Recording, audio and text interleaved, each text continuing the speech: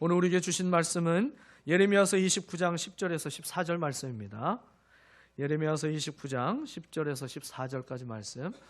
우리 말씀을 다 같이 한 목소리로 봉독하도록 하겠습니다. 같이 읽겠습니다.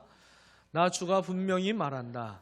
너희가 바빌로니아에서 70년을 다 채우고 나면 내가 너희를 돌아보아 너희를 이곳으로 다시 데리고 오기로 한 나의 은혜로운 약속을 너희에게 그대로 이루어 주겠다. 너희를 두고 계획하고 있는 일들은 오직 나만이 알고 있다. 내가 너희를 두고 계획하고 있는 일들은 재앙이 아니라 번영이다. 너희에게 미래에 대한 희망을 주려는 것이다. 나 주의 말이다. 너희가 나를 부르고 나에게 와서 기도하면 내가 너희의 호소를 들어주겠다. 너희가 나를 찾으면 나를 만날 것이다. 너희가 온전한 마음으로 나를 찾기만 하면 내가 너희를 만나주겠다. 나 주의 말이다. 내가 너희를 포로 생활에서 돌아오게 하겠다. 내가 너희를 쫓아보냈던 세상의 모든 나라, 모든 지역에서 너희를 모아오겠다. 내가 너희를 포로로 보냈으나 나는 너희를 그곳에서 너희의 고향으로 다시 데려오겠다. 나 주의 말이다. 아멘. 오늘 우리를 향한 하나님의 계획이라는 말씀의 제목으로 오늘 말씀을 전해 주실 텐데요. 오늘 하나님의 큰 은혜를 받기를 바랍니다.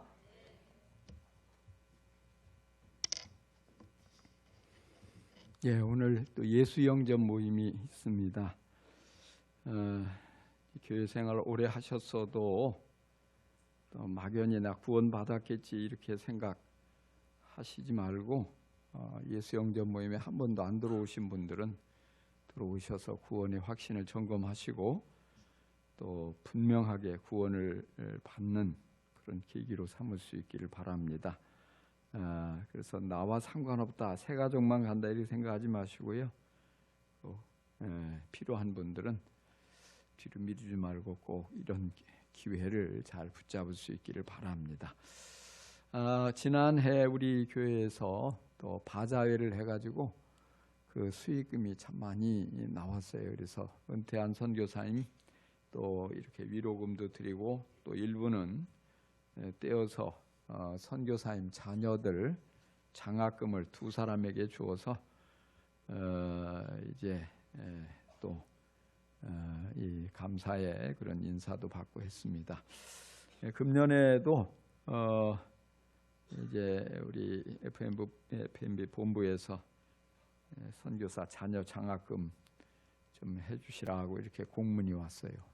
그래서 한 100명 정도, 대학교에 들어가는 자녀들이 한 100명 정도 매년 되는데 다니는 대학생들이, 그래서 혜택을 받는 학생은 10분의 1도 안 된다고 그래요. 그래서 매번 신청하는데 떨어지는 학생들이 많은데 비록 뭐 다 채워지지 않지만 100만 원씩만 이렇게 줘도, 우리가 1명이나 2명만 이렇게 각 교회마다 이렇게 해줘도 큰 힘이 되고, 결국 선교사님 자녀들이 선교사로 헌신하는 경우가 굉장히 많아요. 그래서 우리가 귀하게 여기고 이 일을 위해서도 또 감동이 오시는 분들은 선교사 자녀 장학 헌금 이렇게 해주시면은 모아서 전달하도록 하겠습니다. 우리가 지난 주일에 지극히 좋은 인생에 대해서 말씀을 드렸습니다. 지극히 좋은 인생이 어떤 인생입니까?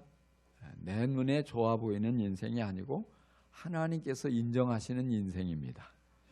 지극히 좋은 인생은 내가 원하는 대로 되어지는 인생이 아니라 하나님의 말씀대로 되는 인생입니다.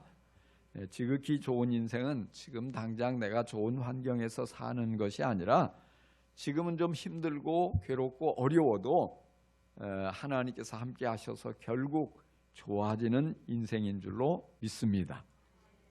예레미야 시대에 바벨론의 포로로 끌려가는 사람들이 하나님께서는 지극히 좋은 무화과다, 다시 말해서 지극히 좋은 인생이라고 말씀하셨어요.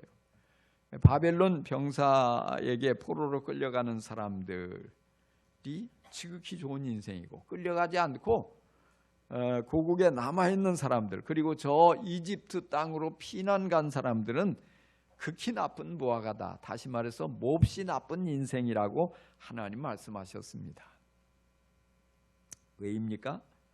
포로로 끌려가는 사람들, 지금은 당장 비참하기 짝이 없어도 하나님께서 보호하시기에 좋은 인생입니다.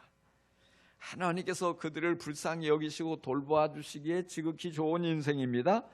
하나님께서 때가 되면 다시 가나안 땅으로 돌아오게 해주시겠다고 약속하시기 때문에 하나님께서 그들에게 하나님을 아는 마음을 주시겠다고, 그래서 하나님의 백성을 삼아주시고 그들의 하나님이 되어주시겠다고, 관계를 회복해 주시겠다고 말씀하십니다. 그렇기 때문에 사람들의 눈에는 시시해 보이고 초라해 보이고 아무것도 아닌 것 같지만, 스스로 생각하기에도 비참하기 짝이 없는 것 같아도 하나님께서 그렇게 말씀하시니까 지극히 좋은 인생인 것입니다.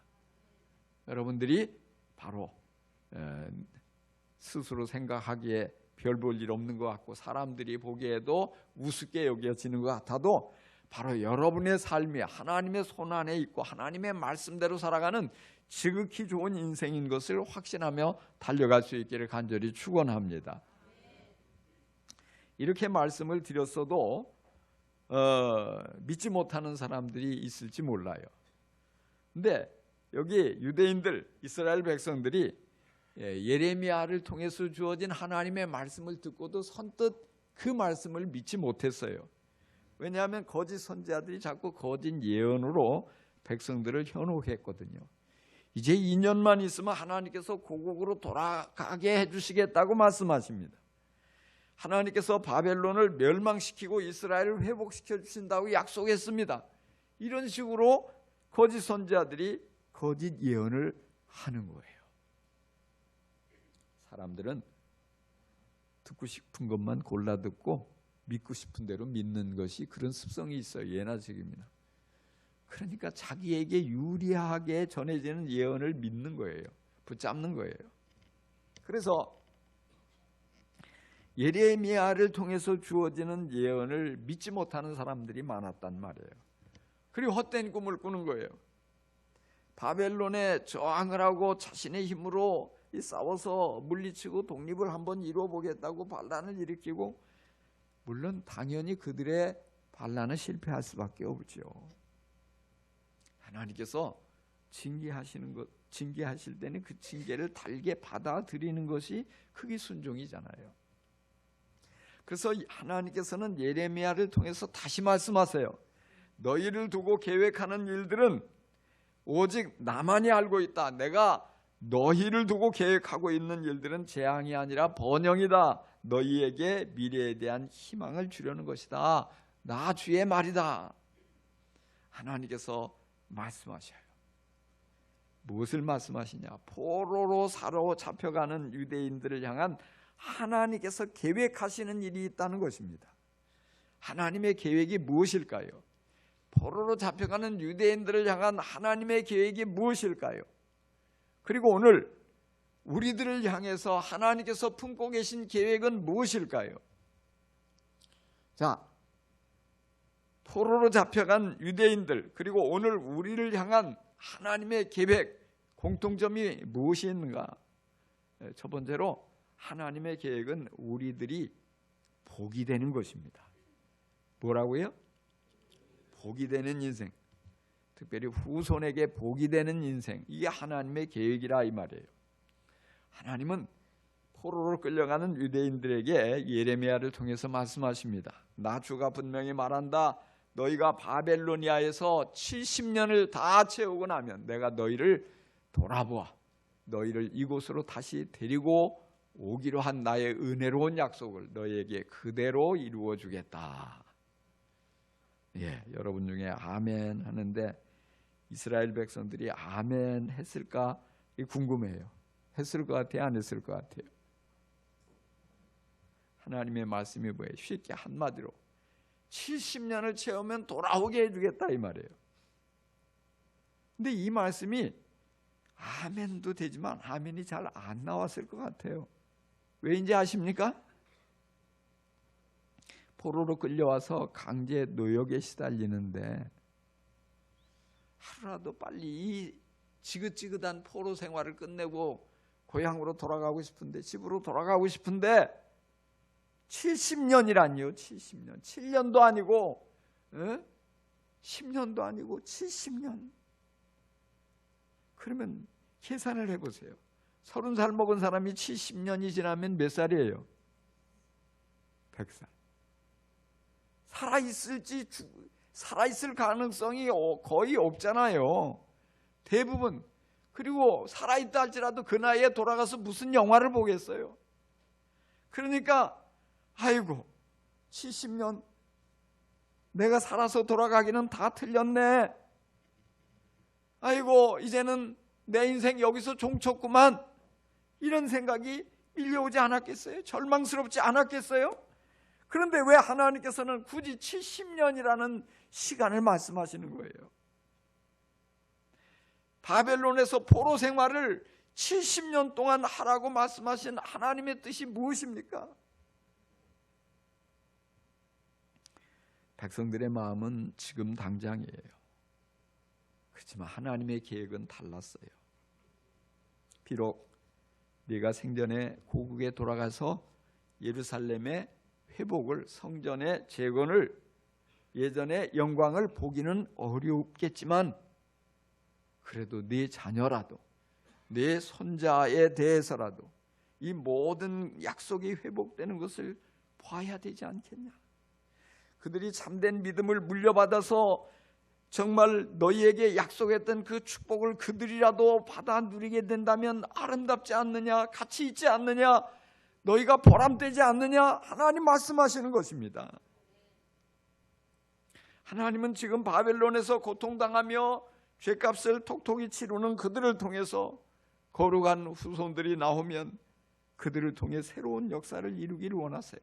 새로운 나라를 세우기를 원하세요. 하나님의 장엄한 비전을, 원대한 계획을 그들을 통해서 다 성취하기를 원하십니다. 부모는 비록 고생하고 희생당하지만 자녀들은 하나님의 손에 의해 귀하게 사용되어지는 그릇으로 준비하시려고 하신 것입니다. 바벨론 포로들이 눈을 크게 뜨고 조금만 멀리 내다본다면, 하나님의 계획을 이해하고 하나님의 계획을 마음으로 받아들이고 믿게 된다면 그들의 생각이 달라질 것입니다. 내가 비록 여기서 뼈를 깎는 고통의 나날을 보낸다 할지라도, 어떤 면에서 정말 죽어버리고 싶을 정도로 고생스러워도 내 자녀들이 하나님의 이런 복을 누리게 된다면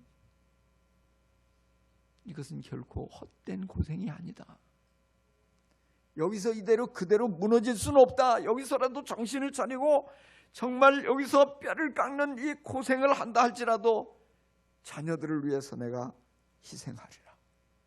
이런 마음을 품게 되었을 것입니다. 그렇습니다. 그들은 나라와 민족이 우상 숭배하고 하나님의 말씀을 어긴 죄값을 톡톡히 치르고 있습니다.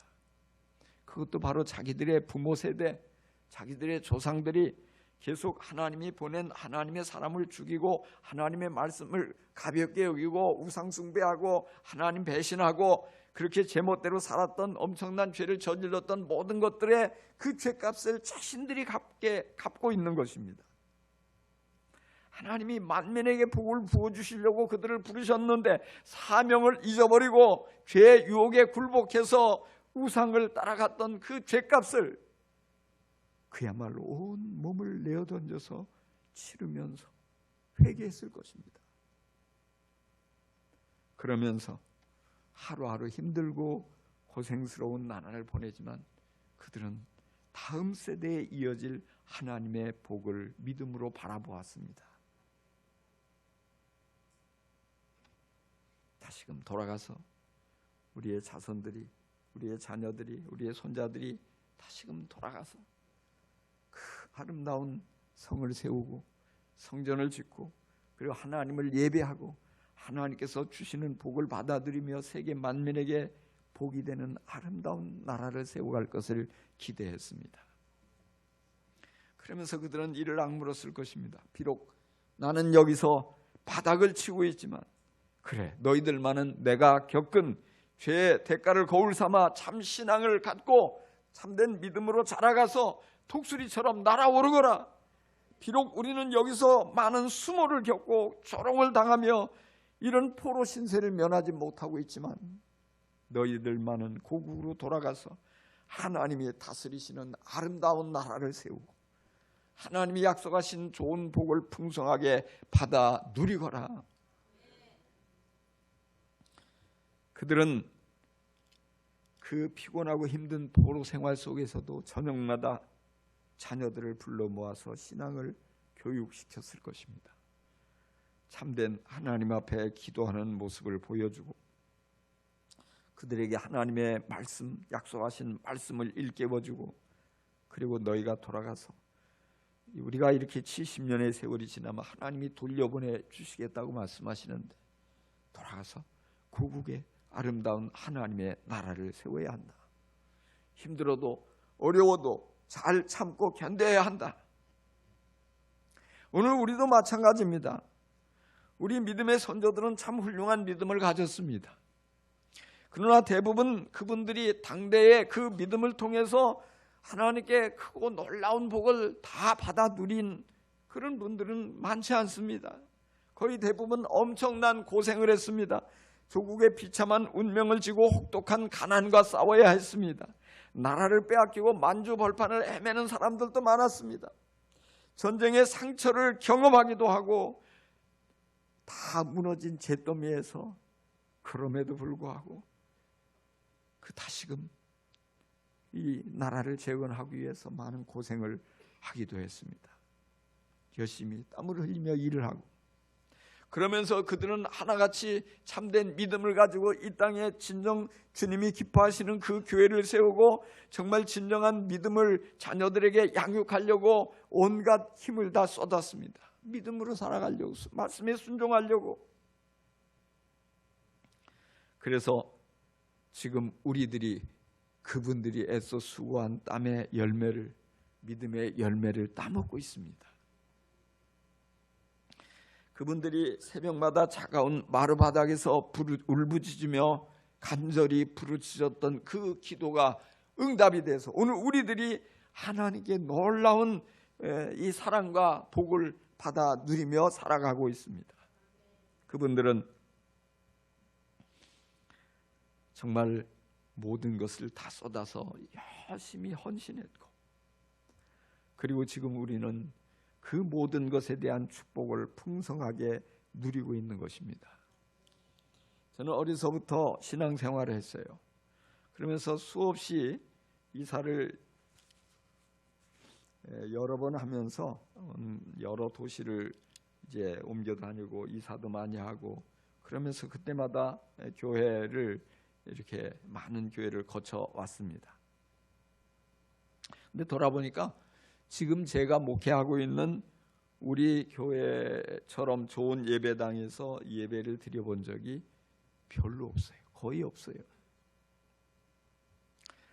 돌아보니까 참 그때 우리가 드렸던 이 교회 예배를 드렸던 그 교회당들을 보면은 여름에는 너무 더워가지고 땀을 펄펄 흘리면서 그렇게 예배를 드리고 겨울에는 또 너무 추워가지고 그냥 꽁꽁한 손을 비벼가면서 호흡 불어가면서 그럼에도 불구하고 예배를 빠짐없이 이렇게 드렸던 것 같아요. 저는 참 많은 사람들이 부러워하는 좋은 환경에서 목회를 하고 있습니다. 그런데 그것은 제가 설교를 잘해서라고 생각하지 않아요. 제가 목회를 열심히 했기 때문이라고 생각하지 않아요.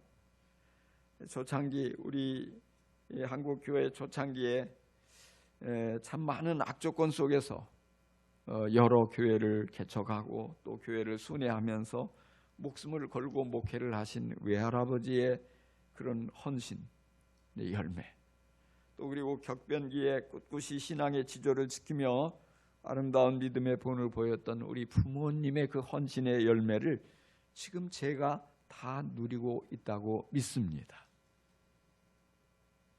그래서 우리가 잘해야 우리 자녀들이 큰 복을 받아 누리는 것입니다. 우리가 잘해야 돼. 우리가 이제 열매만 따먹고 우리가 편안하게 안락하게 그러면 우리 자녀의 세대는 또 어떻게 될지 모르는 거예요. 우리가 지금 힘들고 고생이 돼도 앞을 내다보면서 간절히 기도하고 헌신해야 우리 자녀들이, 우리 손자들이 하나님께 복을 받아 누리게 됩니다. 지금 당장 내 눈앞에 있는 것만 보면 안 돼요. 내가 당장 심었으니까 내가 당장 다 따먹지 않으면 아무것도 아니다, 헛것이다, 이렇게 생각하면 안 됩니다. 지금 내가 심으면 내 아들과 딸이, 내 손주들이 그 열매를 다 먹고 살게 된다는 것을 믿음으로 바라보고, 지금 당장 열매가 없어도 낙심하지 말아야 합니다. 지금 어렵다고 절망하지 말아야 합니다. 힘들다고 좌절하고 포기하지 말아야 합니다. 여러분, 코앞에만 바라보지 말고 70년 후를 바라볼 수 있기를 바랍니다. 왜요? 하나님께서 지금 이 포로로 끌려간 유대인들에게 70년 후에 돌아가게 하겠다고 말씀하시잖아요. 우리도 좀 70년은 내다봐야 되잖아요. 70년. 또한 하나님의 계획은 이처럼 우리들이 복이 되어서 우리 주위의 사람들에게 복이 우리를 통해서 흘러가게 하고, 무엇보다도 우리 자녀들에게, 우리 손주들에게, 자손들에게 복이 우리를 통해서 흘러가게 하는 것이 하나님의 계획일 뿐 아니라, 하나님의 계획은 우리에게 희망을 주는 것입니다. 11절입니다. 내가 너희를 두고 계획하고 있는 일들은 재앙이 아니라 번영이다. 너희에게 미래에 대한 희망을 주려는 것이다. 아멘. 이스라엘 백성들은 앞으로 수십 년 동안 노예 생활을 해야 했습니다.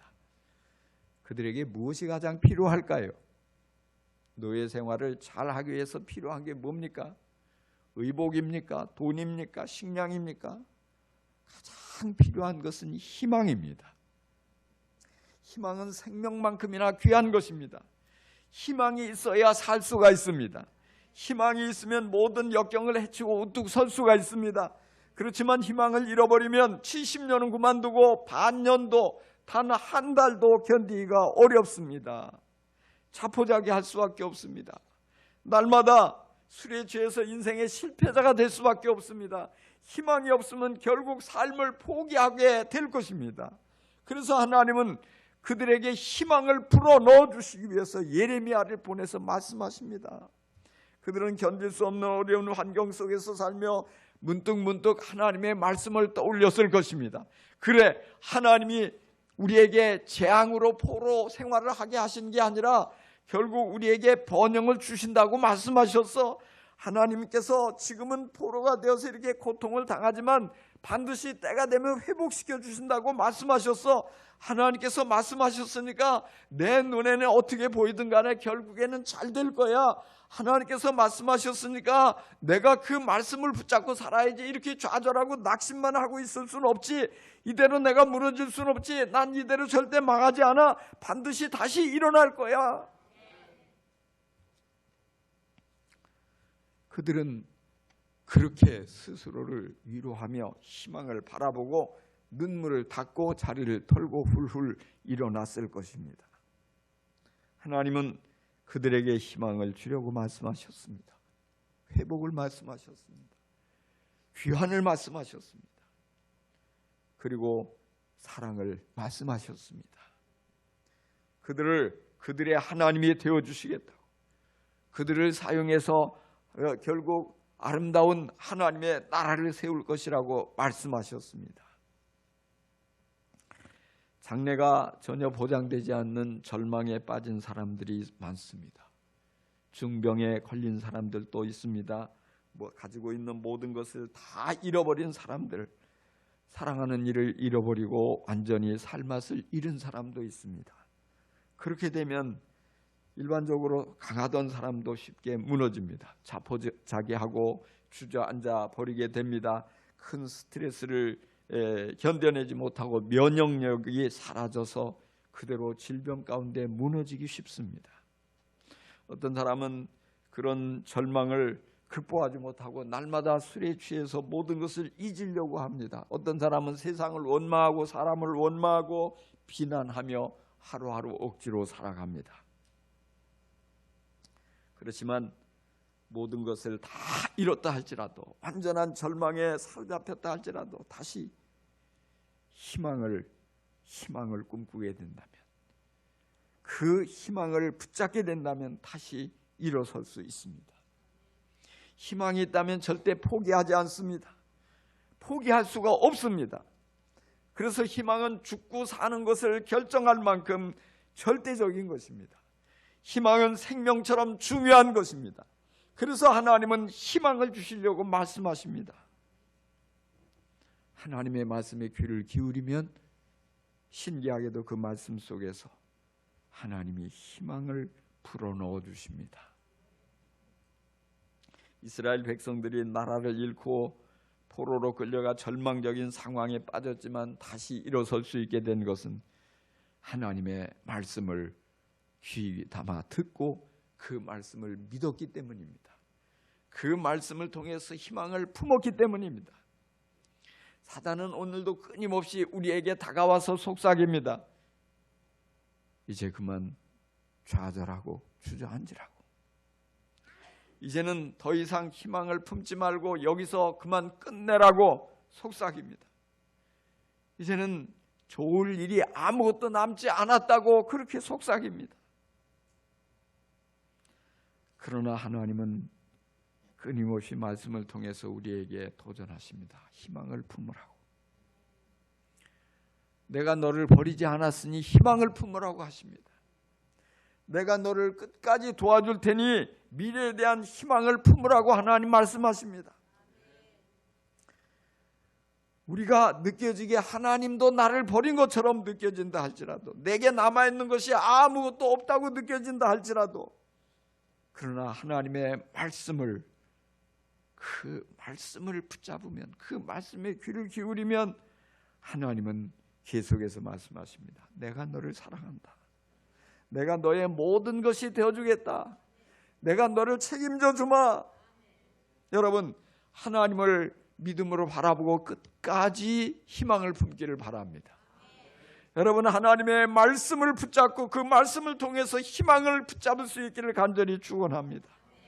지금은 어려워도 다시는 일어서지 못할 것처럼 여겨져도 하나님께서 분명히 약속하셨으니까 그 말씀하신 대로, 하나님이 약속하신 대로 반드시 이루어 줄 것을 여러분 의심하지 마시기 바랍니다.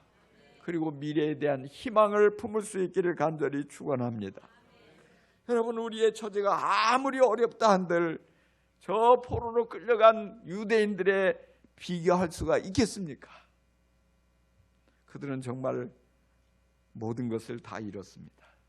나라도 잃고, 자유도 잃고, 재산도 잃고, 심지어는 가족도 잃고,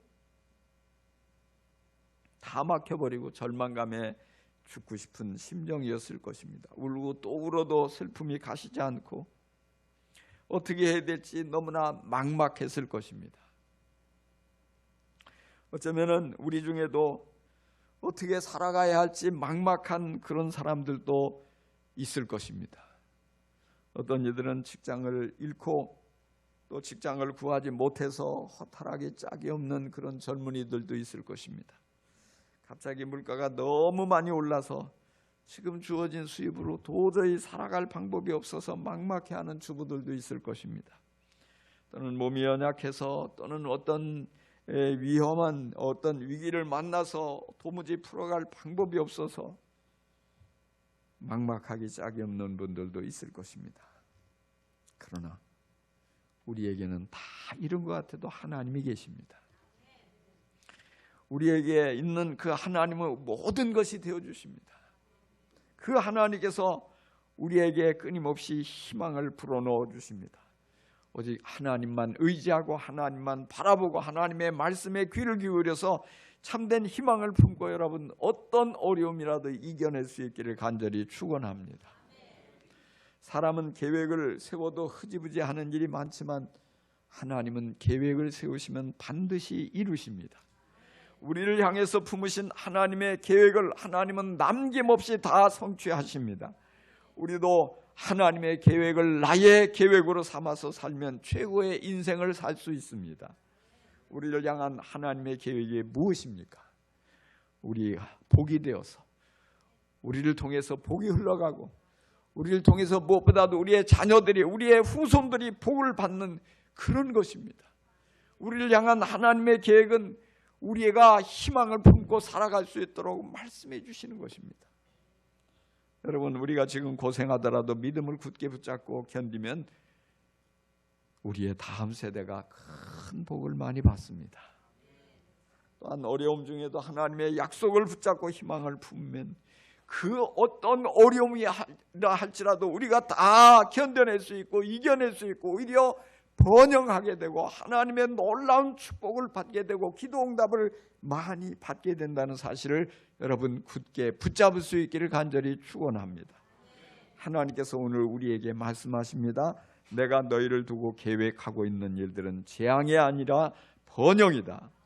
너에게 미래의 희망을 주려는 것이다. 아멘. 할렐루야. 기도하십시다.